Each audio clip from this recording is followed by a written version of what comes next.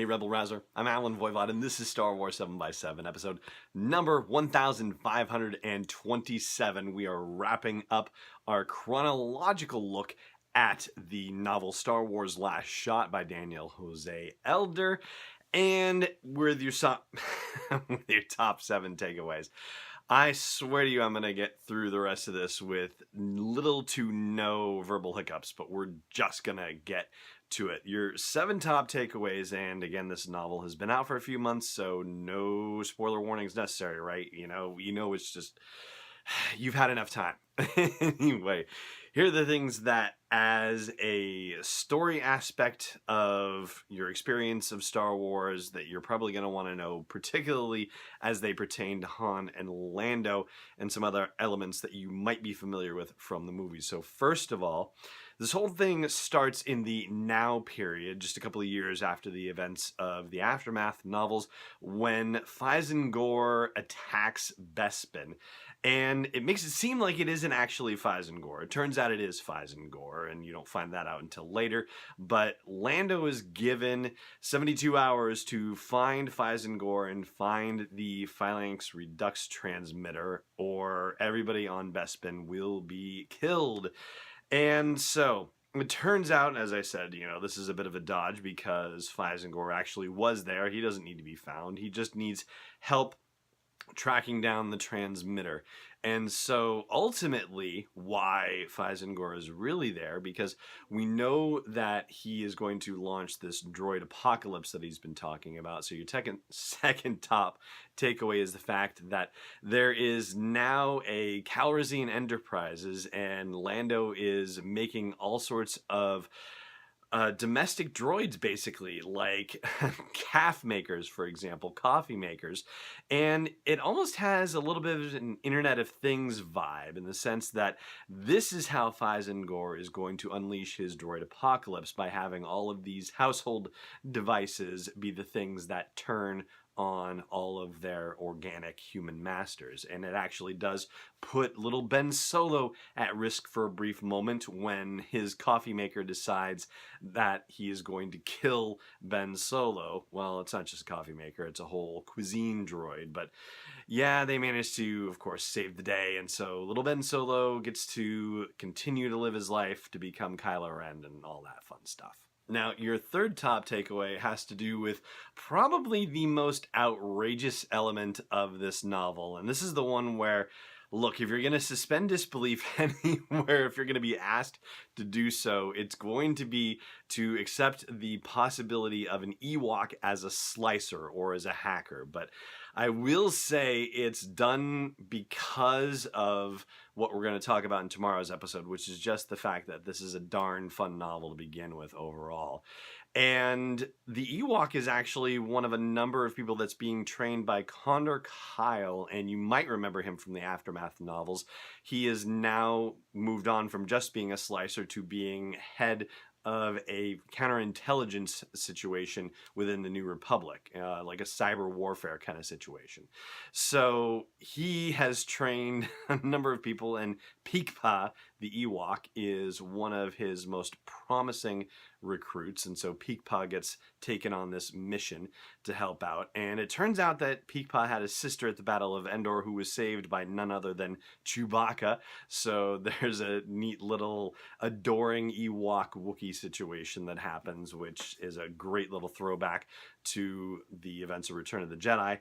There's another bit of a throwback to Return of the Jedi as well, and it has to do with our fourth top takeaway, and that's the fact that if you recall how L3 was inserting a seed of doubt in the programming, as it were, and wanting to work on a quote-unquote, retrovirus, a way to fight the Phalanx Redux transmitter if it actually got itself going, by creating at least one droid and being able to have that droid replicate itself.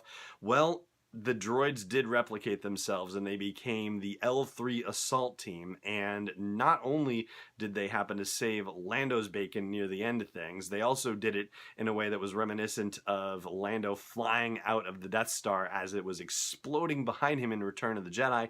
Similarly, the L3 assault team is able to drag him out of the Phalanx Redux transmitter as it is exploding because he has added thermal detonators to a jetpack to try and get the thing to fry itself. Your fifth top takeaway happens to be the fact that the Phalanx Redux transmitter itself is sentient, and it turns out that it is being run by the very first droid that Faison Gore decided to give organic arms to.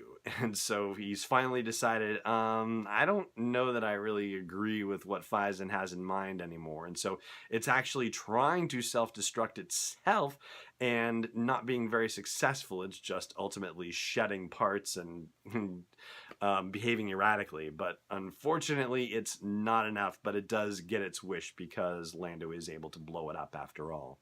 And I'm going to tell you about two major takeaways related to Han and Lando and their personal relationships after the break. Stay tuned. Hey, Rebel Rouser. Have you ever wanted to take a land speeder for a spin, or maybe even the Millennium Falcon itself? Well, here's the next best thing. You can make your own custom Solo a Star Wars story-inspired Nissan with the best-in-galaxy customizer. Just go to sw7x7.com/custom to customize and share your own Star Wars-inspired vehicle. And don't forget, Solo a Star Wars story is coming home on digital September 14th, Blu-ray September 25th, and new on 4K Ultra HD as well. Welcome back. All right, so your sixth top takeaway is the fact that Han is dealing with some serious, very serious negative feelings about his self-worth as a father and as a husband. He's just completely down on himself in this novel in terms of how he's thinking about himself in relation to Ben Solo and in relation to Leia Organa.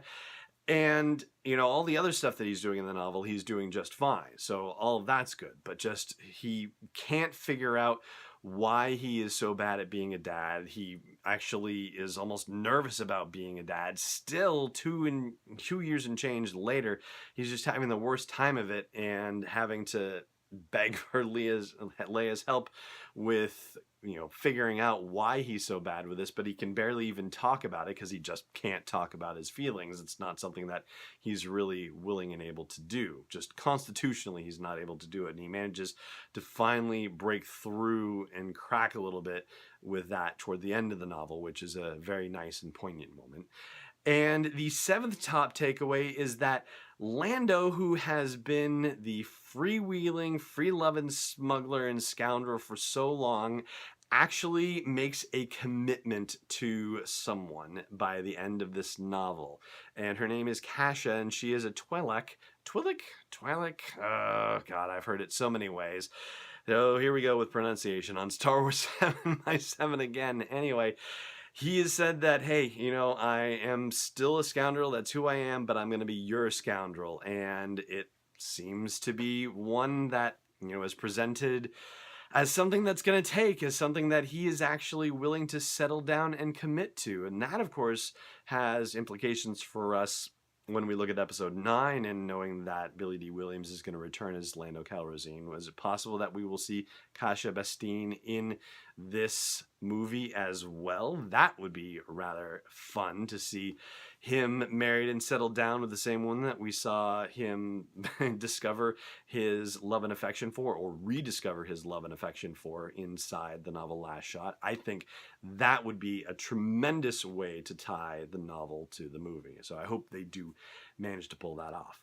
And that is going to do it for our chronological review of Last Shot. And in tomorrow's episode, we will give you the actual review, the critical review, as it were.